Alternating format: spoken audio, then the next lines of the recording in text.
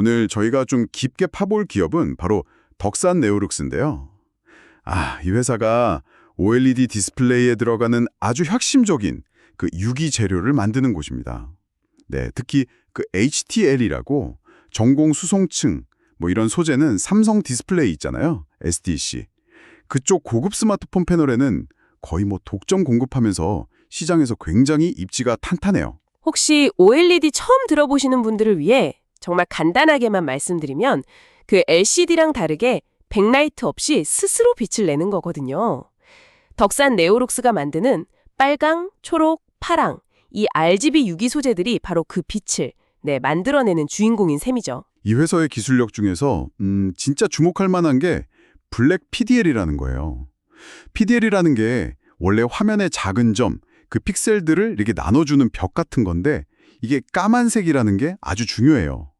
덕산 네오룩스가 이걸 2021년에 세계 최초로 상용화했고 지금도 전 세계에서 유일하게 만들고 있어요. 대단하죠. 그리고 이 블랙 PDL이 있으니까 코2라는 혁신적인 기술이 가능해졌는데요. 이게 뭐냐면 화면 위에 붙이던 그 편광 필름 있잖아요. 그걸 아예 없애버린 거예요. 와, 그 결과로 소비 전력이 최대 25%까지 줄어들고 디스플레이는 더 얇고 내구성도 좋아졌죠. 25%나요? 그건 정말 크네요. 네, 그래서 갤럭시 폴드에 처음 들어간 뒤로 중국 폴더블폰, 심지어 BMW 미니 자동차에도 들어갔고요. 드디어 2025년 올해는 갤럭시 플립이랑 울트라 모델까지 확대 적용될 걸로 보여서 실적 개선 기대감이 아주 높습니다. 네, 그 블랙 PDL 기술하고 코에 적용 확대, 분명 인상적인 부분은 맞습니다. 근데요, 시장 상황을 조금은 더 냉정하게 볼 필요도 있을 것 같아요. 아시다시피 과거 덕산 네오룩스는 주로 애플 아이폰이 LCD에서 OLED로 넘어오면서 크게 성장을 했었죠. 그래서 보통 3분기, 4분기가 성수기고 1, 2분기는 좀 비수기 이런 패턴이었는데 2025년 1분기 실적은 생각보다는 좀 부진했어요. 1분기가요? 왜 그랬을까요? 몇 가지 이유가 있는데 우선 작년에 STC가 재고를 좀 많이 쌓아둔 영향도 있고요. 특히 그 STC의 중국형 중저가 플렉서블 패널 M10R이라고 부르는 거 있잖아요. 그 모델 판매가 중국 업체들이 워낙 저가로 밀어붙이니까 그 공세 때문에 생각보다 실적이 안 좋았던 영향이 꽤 컸습니다. 중국 쪽 경쟁이 심했군요. 그렇죠. 그리고 현재 블랙 PDL이 독점인 건 맞지만 중국의 BOE라던가 일본 도레이 같은 경쟁사들도 계속 이걸 개발하려고 시도 중이거든요. 언제까지 독점이 유지될지는 모르는 거고 또 중국발 가격 경쟁 압박은 앞으로도 계속될 수 있다는 점 이건 분명히 좀 위험 요인이라고 봐야겠죠? 네, 1분기 실적만 보면 잠시 좀 주춤했나 싶을 수도 있겠네요. 하지만 조금 더 길게 보면 회사의 기본적인 체력, 그 펀더멘탈이라고 하죠. 이건 오히려 2021년보다 훨씬 더 단단해진 것 같아요. 현금 흐름도 안정적이고 또 매출이 잠깐 안 좋았을 때도 영업이익률, OPM이라고 하죠. 이게 무려 26%를 유지했어요. 26%면 상당히 높은 수준이죠. 그렇죠. 이건 수익성 관리가 아주 잘 되고 있다는 뜻이거든요. 그리고 이제 진짜 새로운 성장 스토리가 시작될 거라는 기대감이 커지고 있어요. 지금까지는 스마트폰 중심이었잖아요. 근데 이제 OLED가 태블릿이나 노트북처럼 훨씬 큰 기기들로 확산되고 있거든요.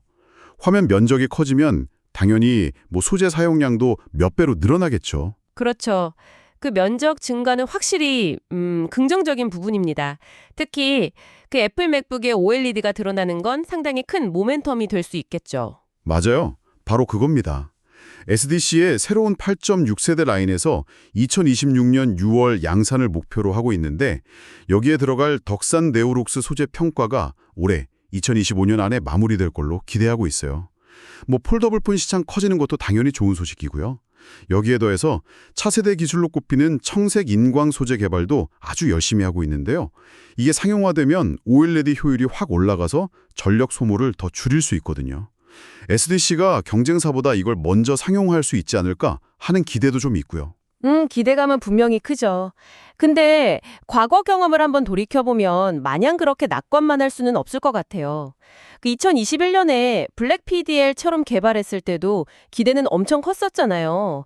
근데 실제로는 그 양산 비용 문제라던가 고객사 수율 문제 이런 것들 때문에 초기 확산 속도가 생각보다 좀 더뎠던 경험이 있거든요. 아, 맞아요. 그런 면이 있었죠. 네. 마치 F1 레이싱 기술이 개발됐다고 바로 다음 해에 우리 일반 승용차에 다 들어가는 건 아닌 것처럼요. 좀 시간이 걸리죠. 그래서 애플 맥북 전환 같은 이런 핵심 동력들도 시장에서는 막 기대를 하지만 실제 적용 시점은 생각보다 좀 늦춰질 가능성, 이건 항상 열어둬야 합니다. 그리고 애플 폴더블 기기 관련해서도 아직 뭐 구체적인 공급망 논의가 좀 지연되는 듯한 그런 모습도 보이고요. 또 하나, 아까도 잠깐 언급했지만 매출의 상당 부분을 특정 고객사, 그러니까 SDC에 의존하고 있다는 점, 이건 좀 구조적인 리스크라고 봐야 해요. 그렇죠. SDC가 어떻게 하느냐에 따라 영향을 받을 수밖에 없으니까요. 맞습니다. SDC의 전략이 바뀌거나 뭐 시장 상황이 변하면 직접적인 영향을 받을 수밖에 없는 구조죠. 그리고 그 청색 인광 기술 역시 아직은 연구 개발 단계인 만큼 상용화까지는 시간이 좀 걸릴 수 있고 뭐 불확실성도 여전히 존재하고요. 네, 정리를 좀 해보면 덕산 네오룩스는 블랙 PDL 독점이라는 아주 강력한 기술적인 무기를 가지고 있고 또 OLED 시장 자체가 스마트폰을 넘어서 태블릿, 노트북으로 커지면서 확실한 성장 기회를 맞이하고 있는 건 분명히 보입니다. 재무적으로도 과거보다 훨씬 안정적인 모습이고요. 반면에 과거의 성장이 좀 주춤했던 경험이라던가 또 경쟁이 심화될 가능성 그리고 특정 고객사에 대한 높은 의존도는 여전히 좀 풀어야 할 숙제라고 할 수 있겠습니다. 신기술 도입 시점의 불확실성도 당연히 고려해야 하고요.